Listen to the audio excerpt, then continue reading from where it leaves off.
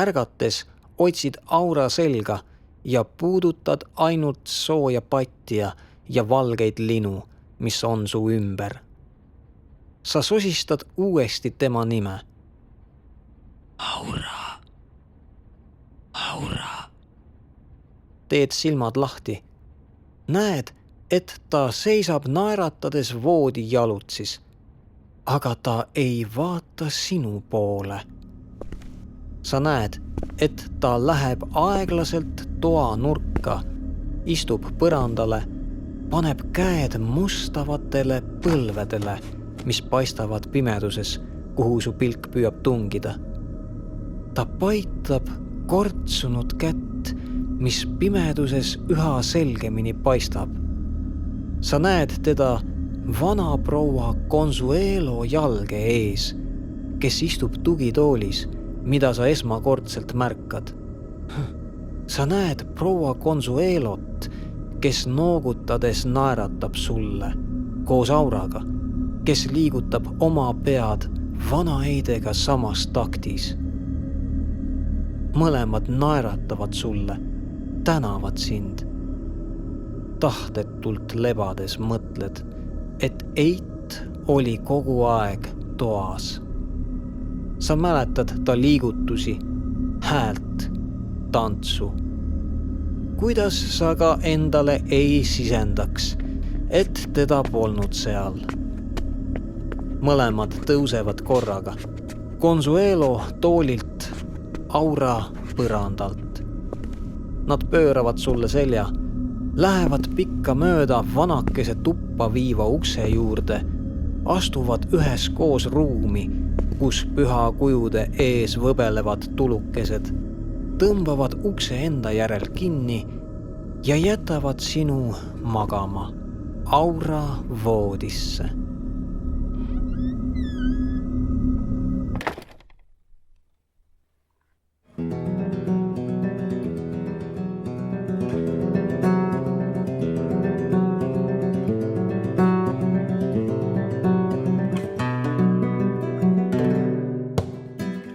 Sa magad väsinuna, rahuldamatuna. Juba läbi une tunned ääretut melanhooliat, ängi diafragmas, kurbust, mida su kujutlusvõime leevendada ei suuda. Aura toa valdajana magad üksinduses, eemal kehast, mida arvad omaks teinud olevat. Ärgates otsid sa teist toas viibijat. Sa tead, et sind ei tee rahutuks Aura äraolek, vaid millegi eelmisel ööl eostatu kahekordne kohalolek. Sa surud käed oimudele ja püüad segi paisatud meeltes korda luua. Hinge põhja peidetud kurbus sisendab sulle mingit tabamatut aimust, et otsid oma teist poolt. Et eelmise öö viljatu ühendus sigitas su enda teisiku. Ja sa ei arutle enam, sest on asju, mis on tugevamad kui kujutlusvõime. Harjumuse mõjul sa tõused voodist, otsid magamistoa juurde kuuluvat vannituba ja seda leidmata lahkud silmi hõõrudes. Lähed üles teisele korrusele. Su keel on paks ja suus on mõrum maitse. Astud põskede sassis habemekarvu siludes oma tuppa. Lased vannikraanid jooksma, lähed sooja vette ja lihtsalt oled, mõtlemata millelegi. End kuivatades tuleb sulle jälle meelde vana Eit ja tütarlaps, kes teineteise ümbert kinni hoides sulle naeratasid ja siis lahkusid, ikka koos, teineteise ümbert kinni hoides. Sa kordad endale, et alati, kui nad kahekesi on, teevad nad täpi pealt ühte ja sedasama. Hoiavad teineteise ümbert kinni naeratavad, söövad, räägivad, tulevad, lähevad. Alati üheaegselt, otse kui jäljendaks üksteist, otse kui sõltuks ühe tahtest teise olemasolu. Habeme ajamisel kõigele sellele mõeldes lõikad endale kergelt sisse. Sa püüad end kokku võtta. Kui oled end korda teinud, asud uurima apteegikapi sisu, pudelikesi ja tuube, mis teener, keda sa kunagi näinud pole, pansionaadist ära tõi. Sa pomised oma ette nende esemete nimetusi, katsud neid, loendad nende koostist ja tarvitamisõpetusi, ütled valjusti vabriku märke, süvened neisse asjadesse, et unustada muud. Toda muud, millel ei ole nime, ei märki ega mõistuspärast sisu.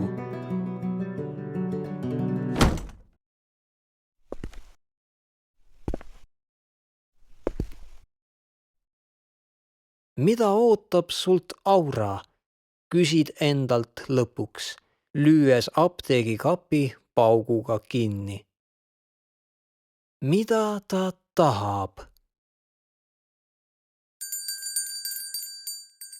Sulle vastab kellukese kume tilin, mis mööda koridori liikudes kuulutab, et hommikusöök on valmis. Sa lähed ülakeha paljas ukse juurde.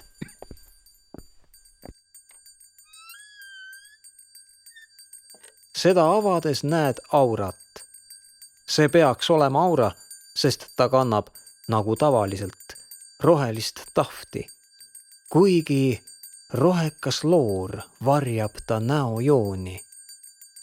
Sa haarad naisel randmest. Peenest randmest, mis väriseb. Hommikusöök on valmis, ütleb ta madalama häälega, kui sa kunagi kuulnud oled. Aura aitab juba pettusest. Pettusest? Ütle mulle, kas proua Consuelo ei luba sul käia väljas, elada oma elu? Miks ta oli juures, kui sina ja mina? Ütle mulle, kas sa tuled koos minuga, kui... Koos sinuga? Kuhu? Välja, laia maailma, et elada koos.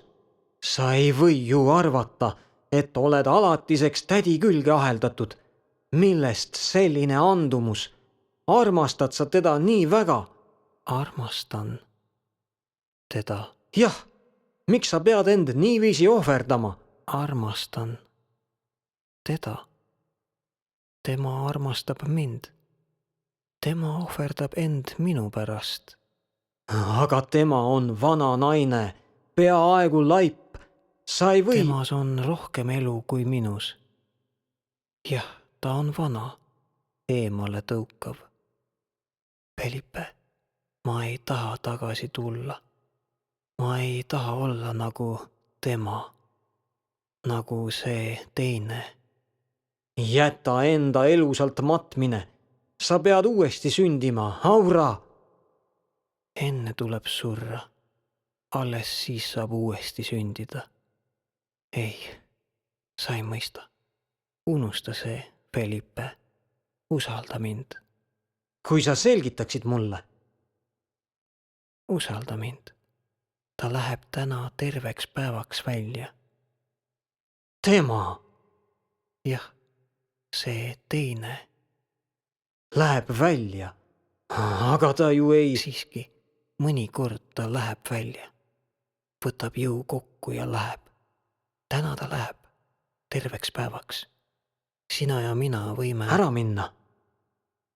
Kui sa tahad. Ei, võib-olla veel mitte. Olen seotud tööga. Kui ma selle lõpetan, siis küll. Olgu siis nii. Ta läheb välja terveks päevaks. Meie võime midagi ette võtta. Mida? Ma ootan sind täna õhtul tädi toas. ootan sind nagu alati.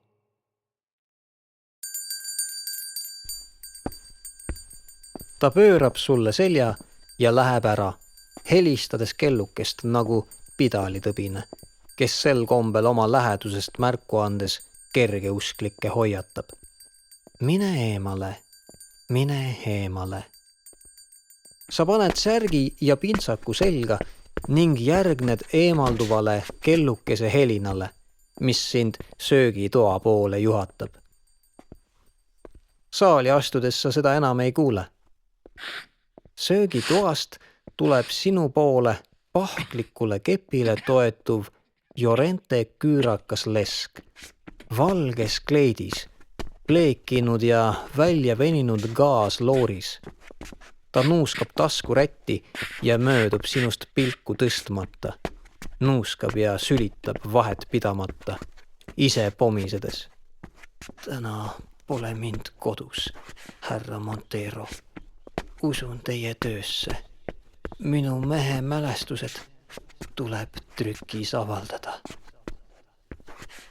Ta eemaldub kepi najal, astub vaipadele oma väikeste vana nuku jalgadega, sülitades ja aevastades, otse kui tahaks ta hingamisteedest, ummistunud kopsudest midagi välja heita.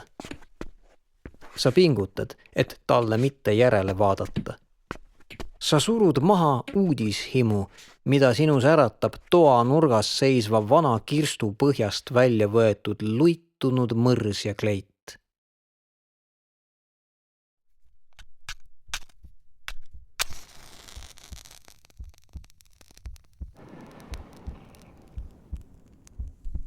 Sa peaaegu ei joo jahtunud musta kohvi, mis sind söögitoa sees ootab. Istud terve tunni kõrge kaarseljaga vanal toolil ja suitsetad, oodates helisid, mis ei tule, kuni oled veendunud, et rauk on kodust lahkunud ega saa sind enam üllatada. Juba tund aega hoiad sa kirstu võtit rusikas ja lähed nüüd käratult saali, vestibüüli, oodates veel 15 minutit, tead seda oma kella järgi, kõrv vastu proua Consuelo ust, mille sa siis tasakesi lahti lükkad. Kuni eraldad pühade tulede ämbliku võrgu taga üles tegemata tühja voodit, kus küülik tooreid porgandeid krõmpsutab. Alati toidupuru täis voodit, mida sa nüüd kompad, nagu võiks tilluke rauk linavoltides peidus olla. Sa lähed nurgas seisva kirstu juurde, astud saba peale hiirele, kes piiksudes põgeneb su talla alt ja sibab teisi hoiatama.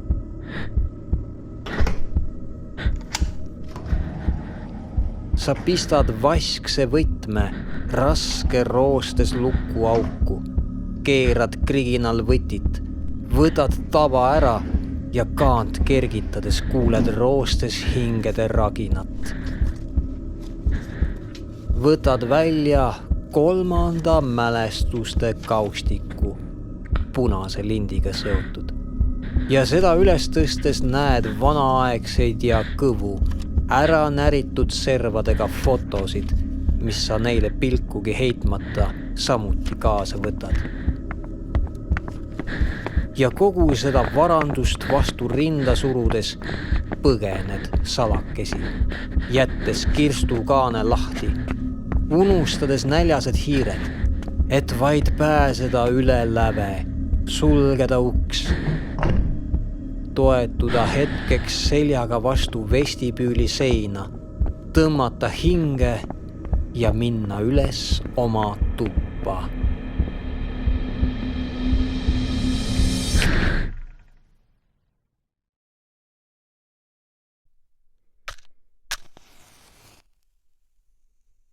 Seal loed uusi lehti, järge, ühe agoonias viskleva sajandi sündmusi.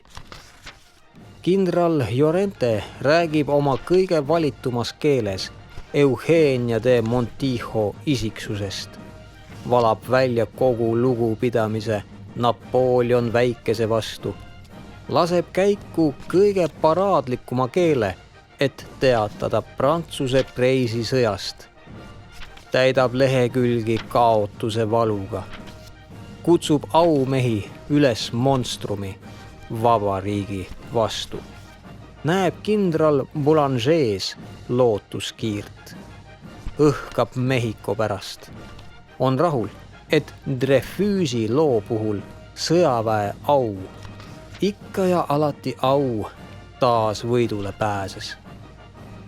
Kollased lehed murduvad su sõrmede all, sa ei hooli neist enam, otsid nüüd ainult roheliste silmadega naise taasilmumist. Tean, miks sa mõnikord nutad, Consuelo. Ma pole sulle suutnud kinkida lapsi, sulle, kes sa kiirgad elu. Ja hiljem, Consuelo, ära kiusa Jumalat. Me peame leppima. Kas sulle pole küllalt minu hellusest? Tean, et sa mind armastad. Ma tunnen seda. Ma ei palu sult olukorraga leppimist, sest see solvaks sind. Palun sult ainult ühte, et sa näeksid suures armastuses, mida ütled minu vastu tundvat, midagi küllaldast, mis rahuldaks meid mõlemaid, ilma et oleks vaja laskuda haiglasesse kujutlusse. Ja teisel leheküljel ütlesin Consuelole, et neist rohuteedest pole mingit abi. Tema jätkab kangekaelselt oma taimede kasvatamist aias. Kinnitab, et ta ei eksi. Rohud ei viljastavat tema keha, küll aga hinge. Veel hiljem leidsin ta deliiriumis embamas oma patja. Ta karjus. Jaa, ma suutsin seda. Ma muutsin ta lihaks ja vereks. Ma suudan teda välja kutsuda, võin anda talle elu oma eluga. Pidin arsti kutsuma. Arst ütles mulle, et teda pole võimalik rahustada, sest ta on narkootikumide ja mitte ergutite mõju all. Ja lõpuks täna leidsin ta Koidu ajal üksi ja palja jalu pikki koridore minemas. Tahtsin teda kinni pidada. Ta läks must pilku heitmata mööda, aga tema sõnad olid mulle määratud. Ära peata mind, ütles ta. Lähen oma nooruse poole. Minu noorus tuleb minu juurde. Ta tuli juba sisse. Ta on aias. Juba jõuab siia. Consuelo, vaene Consuelo. Consuelo, ka Deemon oli kunagi ingel, enne kui...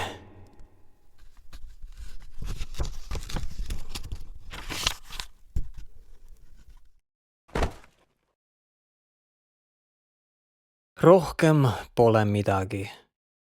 Siin lõppevad kindral Llorente mälestused.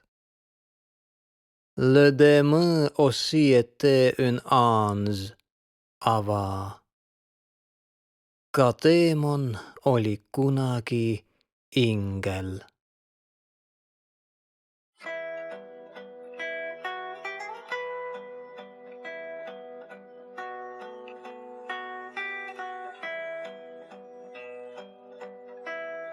Ja peale viimast lehte tulevad fotod. Vana härrasmehe foto, kus ta kannab sõjaväe vormi. Vana foto ühel nurgal on kiri. Moulin fotograaf, Tratsenk Boulevard Osman. Ja aastaarv 1894. Siis foto roheliste silmadega, mustade lokkis juustega Aurast, kes maalitud looduspildi Reini maastiku taustal toetub Dooria sambale, seljas kurguni kinni nööbitud kleit, turnüür ja käes taskurätik. Aura ja valge tindiga kirjutatud aasta 1876 ning daguerreotüüpia tagaküljel ämbliku võrgu sarnased tähed. 10. pulma aastapäevaks ja samade tähtedega allkiri Consuelo Llorente. 3. fotol näed Aurat vanamehe seltsis, kes nüüd kannab erariideid aias pingil istumas. Foto on veidi tuhmiks muutunud.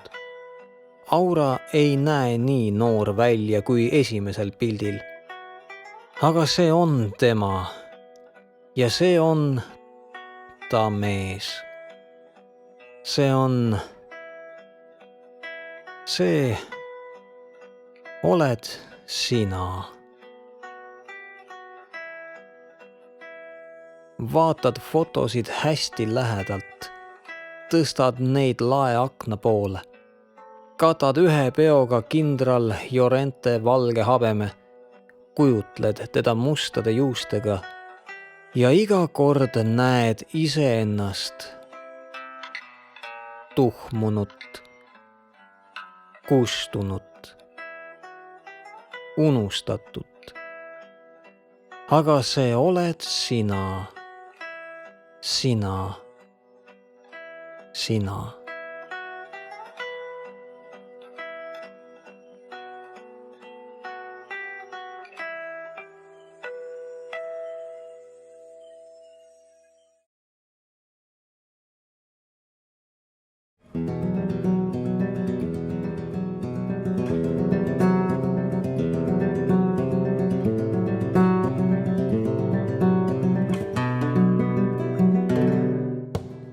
Su pea käib ringi, üle ujutatud tolle kauge valsi helidest, mis täiendab nägemis- ja kompamismeelt.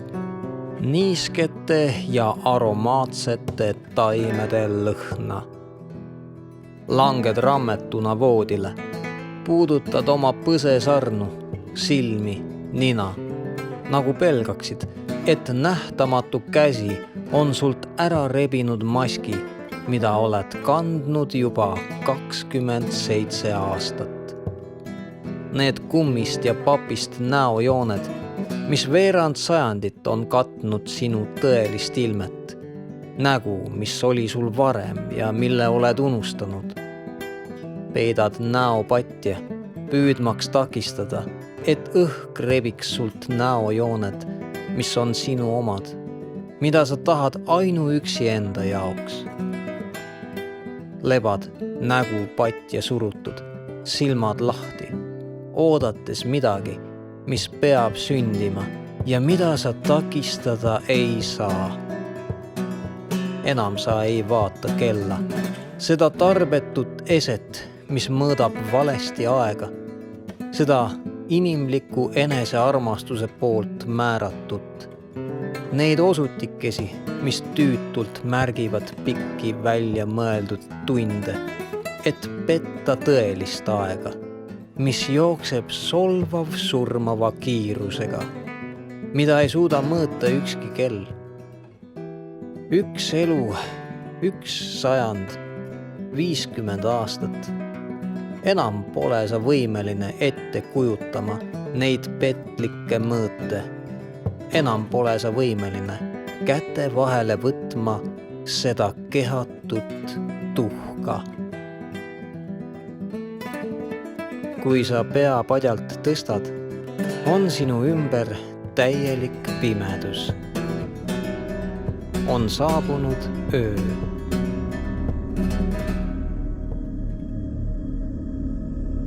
on saabunud öö. Kõrgete akende taga kihutavad kiired mustad pilved, lõhestavad tuhmi valgust, mis ikka ja jälle püüab neid hajutada ja näidata oma kahvatut naeratavat ümarust. Kuu vaatab korraks välja, enne kui tume aur ta taas endasse mähib.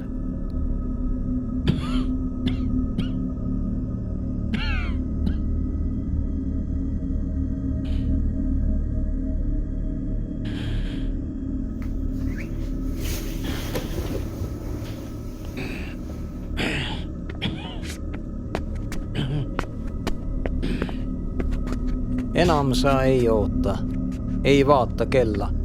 Sa lähed kiiresti alla trepist, mis viib sind kaugemale kongist, kuhu jäid pilla-palla maha vanad paberid ja pleekinud daguerreotüüpiad.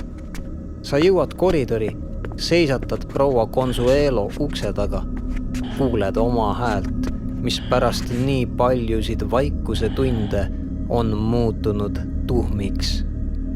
Aura! Sa kordad. Aura!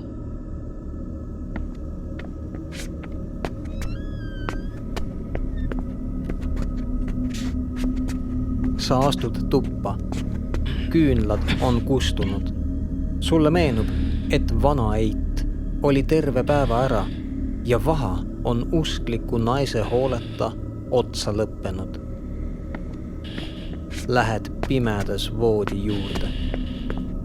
Sa kordad. Aura!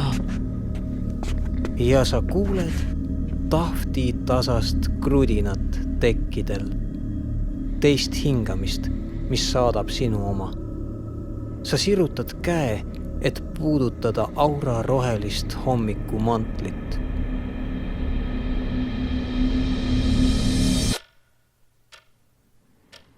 Sa kuuled aura häält. Ei, ära puuduta mind. Heida minu kõrvale. Sa kobad voodi serva, tõstad jalad voodisse ja jääd liikumatult lamama. Sa ei suuda värinat tagasi hoida. Ta võib iga hetk tulla. Enam ta ei tule. Mitte kunagi. Olen väsinud. Tema juba väsis. Ma pole teda kunagi suutnud üle 3 päeva enda kõrval hoida. Aura! Sa tahad puudutada aura rindu. Ta pöörab sulle selja. Taipad seda tema hääle muutunud suuna järgi. Ei, ära puuduta mind. Aura, ma armastan sind. Jah, sa armastad mind. Armastad mind igavesti, ütlesid sa eile. Ma armastan sind igavesti. Ma ei suuda elada sinu suudlusteta, sinu kehata. Suudle mu nägu. Ainult nägu.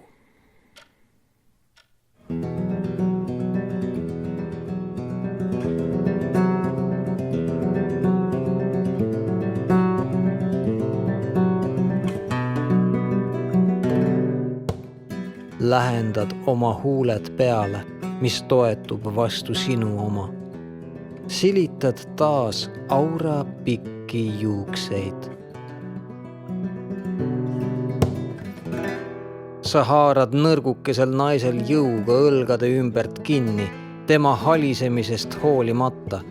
Rebid tal seljast tahtist hommikumantli, embad teda, tunned tema väikest alasti keha jõuetuna sinu kaissu uppuvat. Sa ei tee väljagi ta kaeblevast vastupanust, tema jõuetust nutust. Suudled ta nägu midagi mõtlemata, midagi eristamata. Sa puudutad lõtvu rindu, kui hiljukesi sisse libisenud valguskiir sind üllatab. sunnib pead tõstma ja otsima seina sees olevat pilu, kust kuu valgus sisse pääses. Seda hiireauku, seda silma seinas, kust imbub sisse hõbedast valgust, mis langeb aura valgetele juustele, tema sisse langenud näole, mis on nagu sibulakoorest tehtud, on kahvatu, kuiv ja kortsus nagu küpsetatud ploom. Kisud oma huuled lihatutelt huultelt, mida sa äsja suudlesid, hambututelt igemetelt, mis avanevad su ees. Kuu valguses näed Rauga alasti keha, proua Consuelo keha, lõtva, krimpsus, pisikest ja igivana keha, tasakesi värisemas, sest sa puudutad teda, sa armastad teda. Ka sina oled tagasi tulnud. Sa surud oma näo, avalisilmad Consuelo hõbedastesse juustesse, naise juustesse, kes embab sind uuesti, niipea kui kaob kuu. See pilvedest kinni kaetud tungal, varjates teid mõlemaid. Ja mõnda aega hõljub õhus lihaks saanud mälestus noorusest.